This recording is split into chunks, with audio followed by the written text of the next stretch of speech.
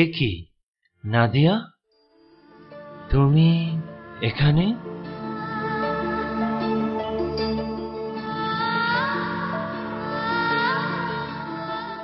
কিন্তু ওকে একা দেখছি কেন? ওর তো বিয়ে হয়েছে। আচ্ছা, ওর কি কোনো সন্তান হয়েছে? ওর সন্তান নিশ্চয়ই ওর মতো সুন্দর হয়েছে। ধ্যাৎ, আমি এসব কি ভাবছি? আচ্ছা, আমি তো ওকে জিজ্ঞেস করলেই পারি, কিন্তু আজ এত বছর পর ওকে দেখে আমার কেন এমন লাগছে? মনে হচ্ছে সারা শরীর কেমন অবশ হয়ে আসছে। কিন্তু আমি তো ওকে দেখতে চাই। কতদিন নাদিয়াকে প্রাণ ভরে দেখি না।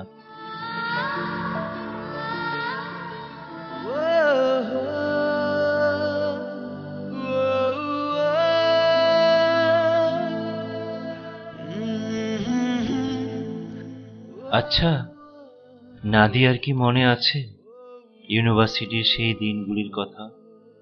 ক্যাম্পাসের ওই আমতলায় কত সময় পার করেছি। আমার হাতে হাত রেখে নাদিয়া বলেছিল, একটি পূর্ণদৈর্ঘ্য চলচ্চিত্রের প্রতিটি ফ্রেম যেমন সবসময় পাশাপাশি থাকে, ঠিক তেমনি আমিও সারা জীবন তোমার পাশাপাশি থাকব। নাদিয়া, তুমি কথা রাখোনি। তুমি পাষাণ। সব মিথ্যে বলেছিলে সেদিন। তুমি আমার জীবন চলচ্চিত্র থেকে হারিয়ে গেছো। আমার অনেক স্বাদের সেই চলচ্চিত্রটিকে শেষ করতে দিলে না তুমি। তোমার স্বামী, মানে ওই ধারালো কেচিটা, খ্যাচ করে এডিট করে দিল আমাদের। ছিটকে পড়লাম দুজন দু প্রান্তে। এখন কি করব আমি? মাত্র কয়েক গজ দূরত্বে নাদিয়া। ওকে গিয়ে জিজ্ঞেস করি, কেন তুমি আমার সাথে এমন করলে? কিন্তু ও কি আর সেই আগের নাদিয়া আছে? কতদিন পর। নিশ্চয়ই অনেক বদলে গেছে নাদিয়া। কিন্তু আমার যে অনেক কথা আছে ওর সাথে। কেন সেদিন সে অন্যের হাত ধরেছিল, আমাকে যে কিছুই বলে যায়নি? কি অপরাধ করেছিলাম আমি? না, সুযোগ যখন এসেই গেছে, আজই জানবো। আমাকে জানতেই হবে।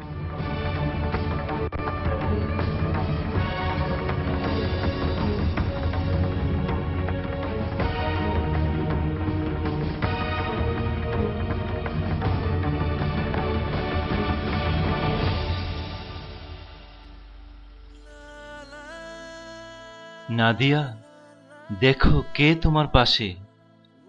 আমি মিন্টু। নাদিয়া,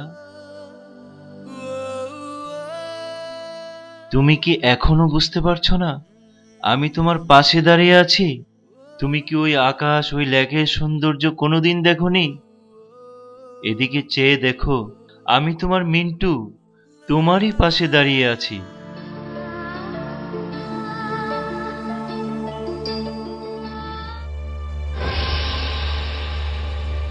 ওহ, বুঝতে পেরেছি।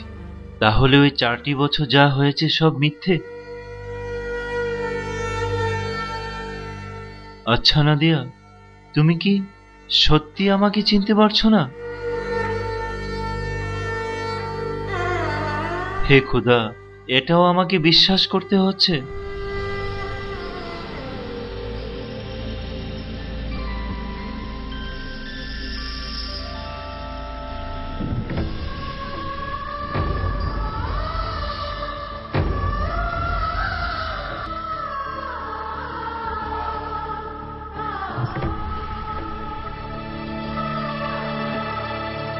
নাদিয়া, তুমি দেখতে পাও না?